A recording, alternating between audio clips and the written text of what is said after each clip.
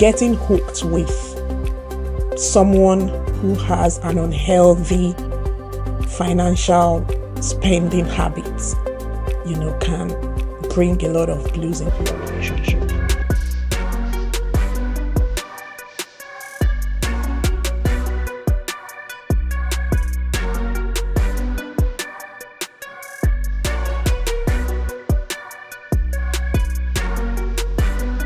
We'll be talking about managing finance in a committed relationship. What I mean by committed relationship is not just only marriage. In the West world, we have civil partnerships, and I'm sure we have a lot of other permissible kinds of committed relationships that are legal in different aspects of the world, and that is what I mean, by committed relationships. So it's not just marriage. Before you agree to delve into a committed relationship, I believe it's quite important that you come clean and transparent about your finances.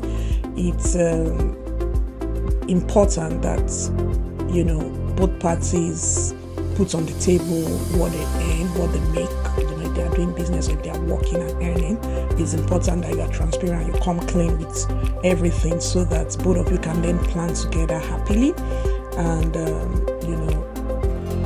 talk about how you are going to put money aside for mortgage or rental, the feeding, the bills, and all of those things. If you're in the Western world, it's important that you agree on how those things are going to play out on a monthly basis. And then in terms of asset acquisition, other assets within the home setting, like when to change your vehicle, what category of vehicles either party should get, and all of those kinds of things. Are you having one vehicle to the family? Are you having individual vehicles? All those things, I believe, should be put on the table before you delve into a committed relationship to avoid conflicts. Finance is critical. Finance is a massive subject matter that must be put on the table, discussed, dissected, and agreed on before you get committed with anybody. In Africa, where I come from, it used to be largely a thing, where young women would always put on their list, that they have to get married to a wealthy man or, and things like that. It's no longer all that big. Yes, it's still happening, but it's no longer as pronounced as it used to be like 10, 15, 20 years ago.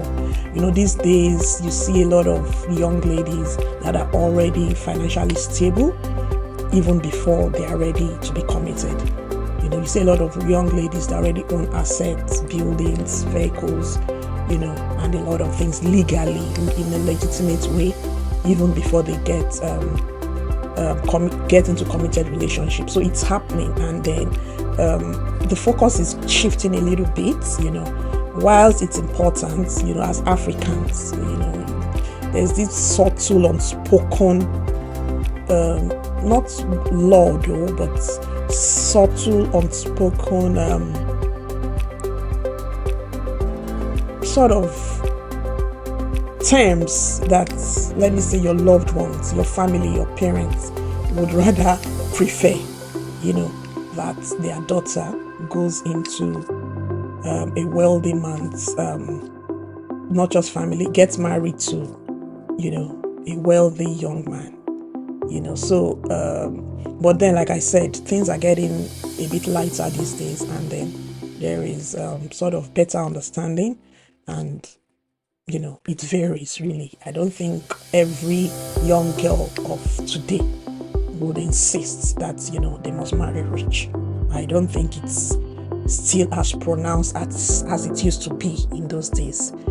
That being said, aside from putting these things on the ground, on the table to deliberate on before getting committed, I think it's also very important that as young people, you keep your eyes opened, you get really vigilant during the courting phase, during the period where you are trying to build the relationship into something serious. It's important that you put your eyes down you get really observant about your partners or your proposed committed partners' spending habits. It's very important because getting hooked with someone who has an unhealthy financial spending habits, can bring a lot of blues into your relationship. Finance is, I don't know which one, can damage you faster in a committed relationship, infidelity and finance. Those two things, they are par, more or less. They are like the two strongest things that can give you severe marital or committed relationship blues. And it's important that you keep your eyes open and be careful. For me, I will always say I like to come from my own point of view, and then I'm hoping that somebody gets inspired by that. It doesn't necessarily mean that what I'm saying is, 100% a standard, but I'm sharing my point of view based on experience, could be personal or, gathered from other areas. And then that is what I'm sharing. Getting hooked with someone who has a poor or negative or bad spending habits is a massive red flag. It's going to be detrimental to your health, to your well-being, and to your longevity in life generally. It's going to ruin a lot of things. And for me, I think in making that decision to get committed, it's enough reason not to go forward with it. For me, it's just on my own list. It's something I don't think I can compromise. So I would also advise, if I'm opportune to advise a young lady coming up, or even a young man, I would say, if you have confirmed that you are about getting committed with someone who has a poor, financial acumen, who spends without decorum, who spends without calculation, who is not careful about their financial life, I would rather say you should step backwards a bit and have a rethink. I'm not going to just say cut them out outrightly, because I wouldn't know how far you can manage those emotions. But I would say step back a little bit and sort of have an assessment of this person. It's a severe situation where, you find yourself being messed up by a partner you are committed to on your finances. People that buy on impulse, people that spend without proper planning, people that cannot handle delayed gratification when it comes to spending. It's a big risk moving forward with them in a committed relationship. This is I'm not generalizing right now. I'm sort of stating facts, because finance is very sensitive. And I know that there are lots of relationships that have gone south based on, financial incompatibilities. So it's important that we check those things, before you sign those dotted lines, before you get committed, before you move in. It's important that you are sure that you are financially fit for each other. You are financially compatible. It's very important. If you have a savings culture and then the other party doesn't, it could be a situation. If you both need to save up money, build deposits for mortgage, you could run into troubled waters. If you need to constantly have healthy saving portfolio for emergency situations for the family, and this other party doesn't believe in it, you could have run into troubled waters. There are certain people that I have seen, they spend until they drop. What that means is they spend until they have nothing to spend anymore. And then they are ready to live like that. They are ready to wake up and have nothing to eat. They are ready to wake up and not have their transportation. For me, I'm not like that. While I worked to be honest with you guys, even when I was earning, those little peanuts back in the days, I never for once went around sort of borrowing. I always found a way to manage my finances to the extent that, I would get a new salary, then I would move on. And that takes me to, the situation of living paycheck to paycheck. I know we hear this a lot. We hear it a lot. It's a big issue amongst employees, and I would like to just chip that in. What we are all struggling with as employees is, how do I take myself from the level of living paycheck to paycheck? Now, living paycheck to paycheck doesn't necessarily mean you are a salary earner. You can be a salary earner and not actually live paycheck to paycheck. Living paycheck to paycheck means the next paycheck, you practically wait for it breathless. You practically stay stranded while you wait for it. So you empty your reserves.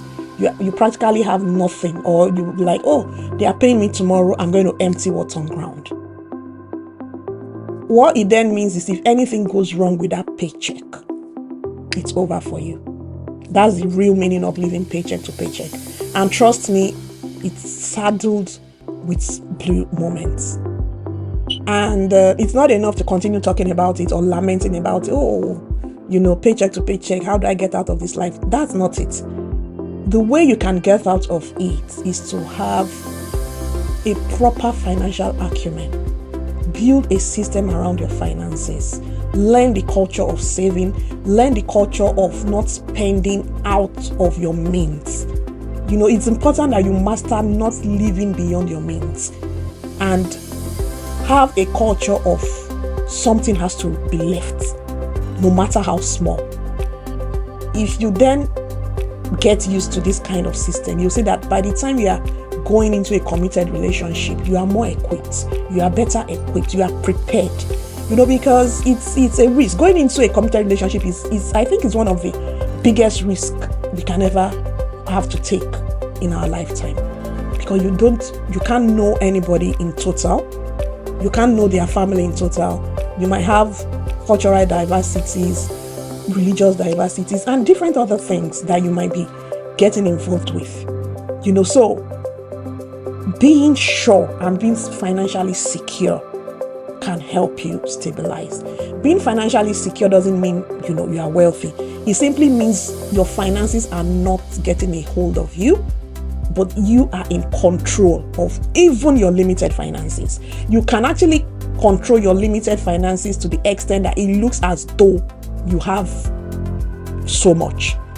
And the quickest, fastest, shortest way is learn not to live above your limits, above your status. Do not be too fast. Do not be in haste to arrive or to do things that are beyond you. Understand your limit, understand your capacity, and live within it. Do not be ashamed to say, this is who I am, this is my level. It doesn't mean that you are going to die there or you are going to be there forever. But it just means you are so realistic to manage your blue moments, and then you are opening yourself up to sparks. If you are able to say, oh, this is my limit, I have to keep this amount monthly.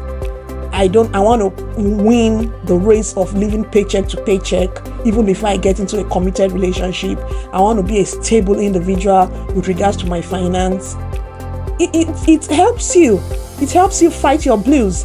So if you are a young man and I think you are proposing to a reasonable young lady, and if she sees that you are able to control your finances, you have hold of what comes in, and you are not actually living paycheck to pay, you've been able to leave some things behind with regards to your finances. I think it would convince the lady better that she's going into a secure space. So it's not just he's so rich, he's so well. Not everybody will be fortunate to marry a billionaire. So whosoever you are agreeing to commit with, I think it's important you check their finances. Same thing for the man. If you get hooked up with a woman that spends lavishly, you are going to run into troubled waters.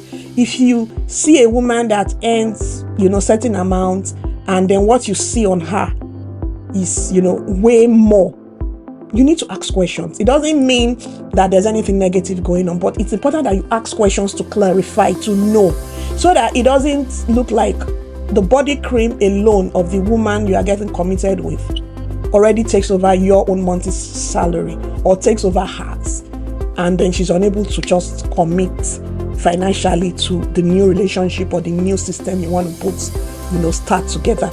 So it's important that you ask questions about these things, know each other, know preferences, what do people prefer, what do they want, and does it align? Does his interest align with mine? What are the kinds of things she likes to spend on? What are the things that are non-negotiable to her when it comes to finance, when it comes to running the home, and all of those kind of things? If you think you are the YouTube guy, you are fine once you have the internet, and she's probably the Netflix person. You need to discuss this. You need to agree. Not that when you come together, you begin to see her as somebody that is wasteful, or you begin to see him as somebody that is selfish. Things as little, as tiny as that needs to be spoken about, so that you can both understand, the levels at which, you want to operate, or the levels at which you are coming from, and the previous experiences you are both, bringing to the table. That is how important these things are.